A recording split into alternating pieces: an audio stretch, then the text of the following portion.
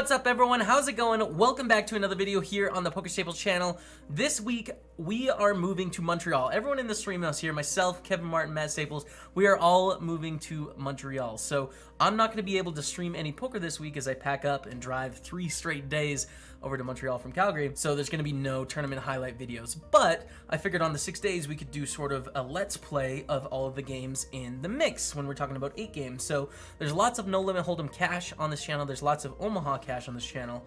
What there isn't much limit Omaha high-low. There isn't much stud high or stud high-low or Raz. There isn't much triple draw, and there isn't much limit hold'em. So from Tuesday, Wednesday, Thursday, Friday, Saturday, Sunday, I'm going to do 20 minutes approximately of each game and sort of do a little bit of play and explain how the game works and why I'm doing what I'm doing. I'm not an expert at these games, but hopefully it's something to keep you guys interested and good to go before the World Championship of Online Poker starts up, which is on Sunday. There'll be 23 straight streams in a row, 23 highlight videos in a row. It's going to be pretty hype, but this should hold us over. So anyways, I see a limit stud high-low. So let's buy in for $33.50. Perfect. This is a 25-cent, 50-cent stud high-low table. Basically how this game works. It's a 7-card game. 2 cards are down for everyone, and then 1 card is up, right? We see a limp and a limp. I'm actually just going to fold here. And how the game works is if you have 5 cards 8 and under, you have a low, right? And then high works the same as it would in normal no-limit Texas Hold'em, where the best high hand wins. But it's a split pot game, right? So if there's $10 in the pot, $5 will go to the best low of everyone out there that has a low, and then $5 will go to the best high hand. So it's a really interesting format because there's like 2 parts you're going for. And the way to be really successful in the game, or at least what's been taught to me, is that you try to win both ends of the pot most of the time. So this Ace-Jack-10, a very pretty looking hand, a hand that we might, you know, consider start playing in Omaha, is not a hand we're going to play in high-low because we can't win the low, right? And we don't really have anything for high yet, so we're just going to fold. So that's how the game works, and it is limit betting, so you get 1 card at a time. Here's 5th Street. It's 3rd Street, 4th Street, 5th Street, another bit of 50 cents. They're showing 8s up here. There's another 8. This is 6th Street now, and then the last card is actually down on the end. So there's 3 hidden cards out of the 7. Bet and a call, and this person can very likely have a low draw or a made low. They're raising here. They have a 2-3-5, so say if they have like an Ace-4 down here, well, they have a straight, and they have the best low hand. Or if they have a 4-6, they have a straight and a very good low hand. So Zendas checks. We know they at least have a pair of 8s. They actually have trip 8s here, and 7-7-7 is going to win with the low because they have a 7-5-4-3-2 low. 5 cards under an 8, they've got it. 6-6 queen here.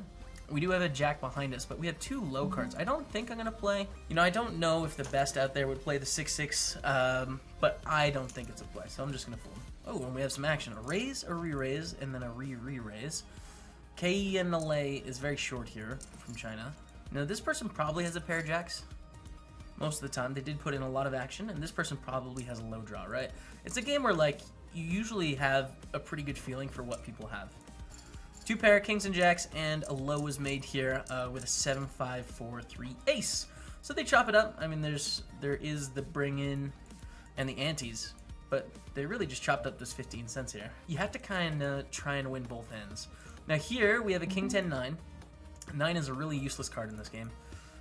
10 is pretty bad as well, and we have king queen jack behind us, just going to be a fold. Another part of stud that's really helpful, and why you should typically pay attention if you're trying to do your very best in stud, is that knowing the up cards is useful. So the queen 10-10 8-8, I mean, we know how many outs someone has if we know if there's dead cards, right?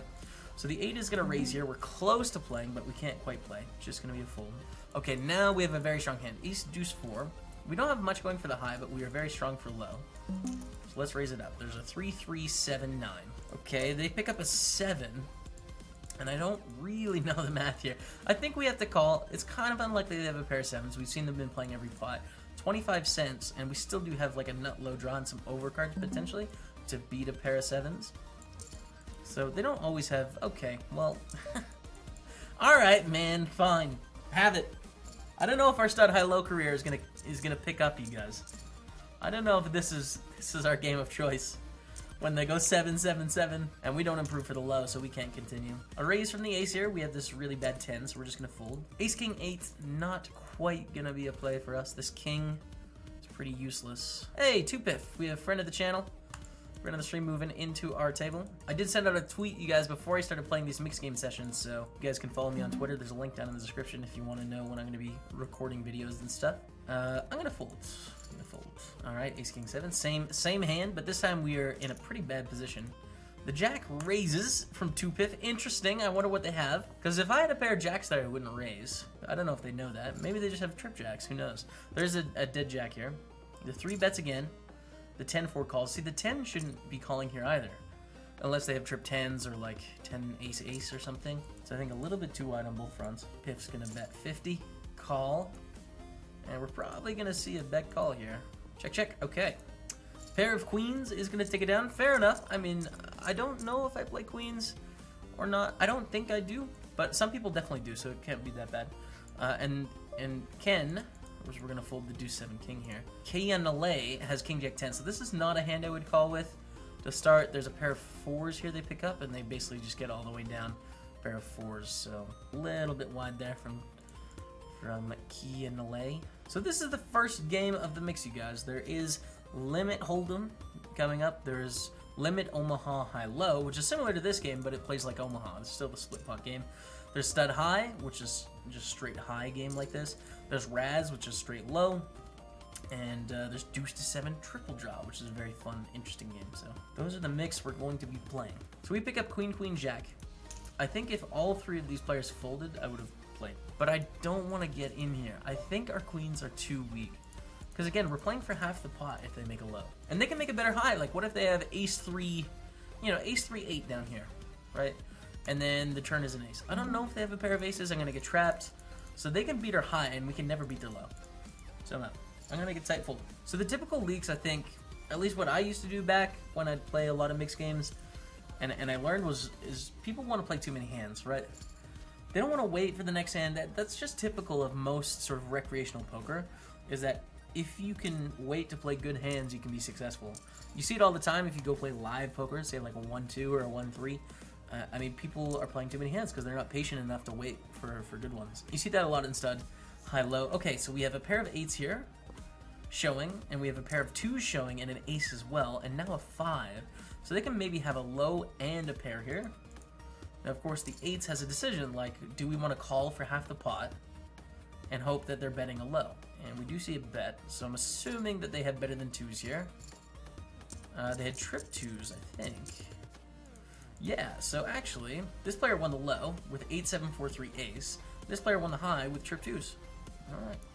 So we pick up the ace deuce 6, we see a 5-5, 4-5-5, 7-8, 4-5-5, 7-8, and we are going to raise it up.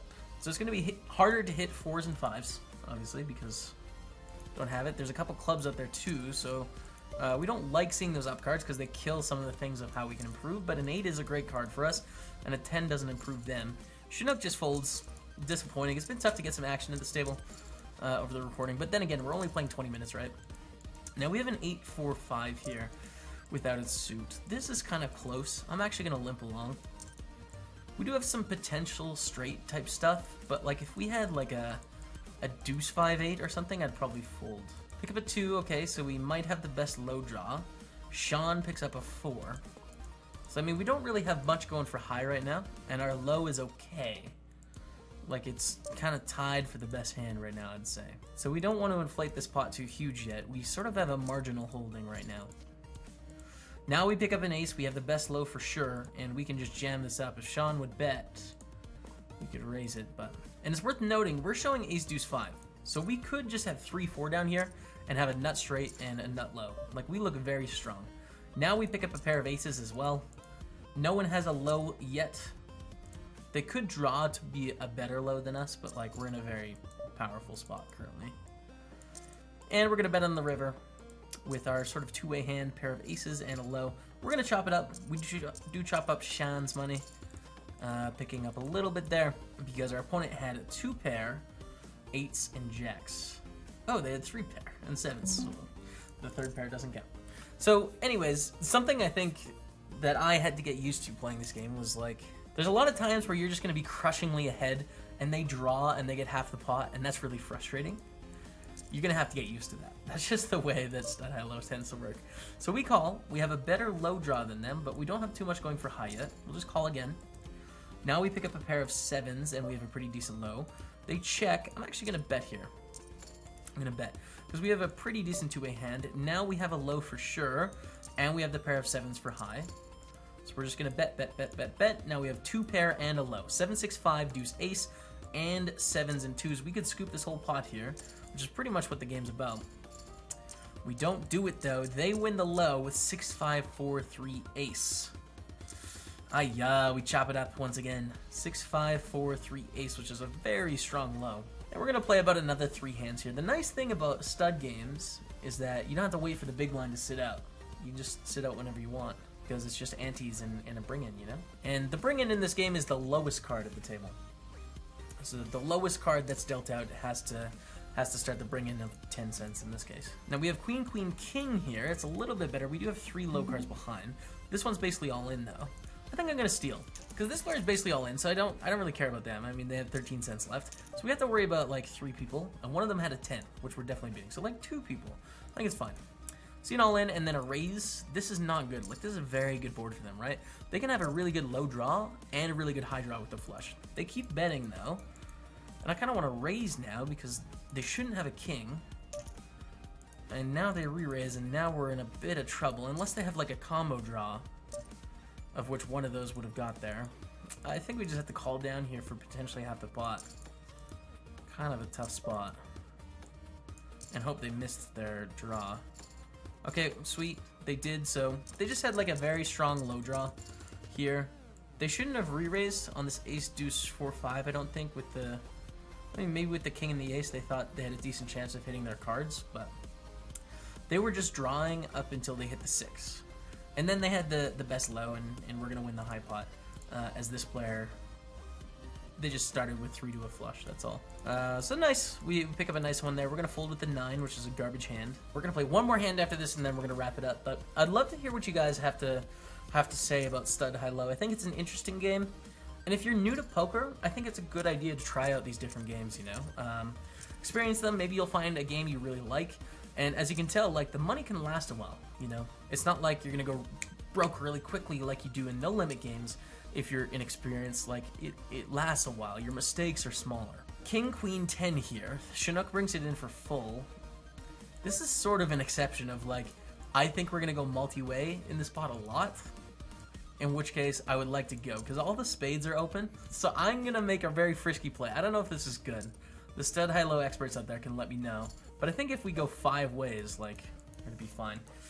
And now things have gotten ridiculous. There's 2 dead spades here, but we can hit a spade or we can hit any jack. There's 1 dead jack to make, like, pretty much the nut high hand. We could just make a royal. The deuce raise is interesting, okay. So there's a chance they have a flush draw too, which would really sort of decrease our odds. And we're not there yet, so I'm gonna call. What's great is if we can make our hand and then we can squeeze these 2 in a spot. Right now we're just drawing for half the pot. We're drawing for half of this.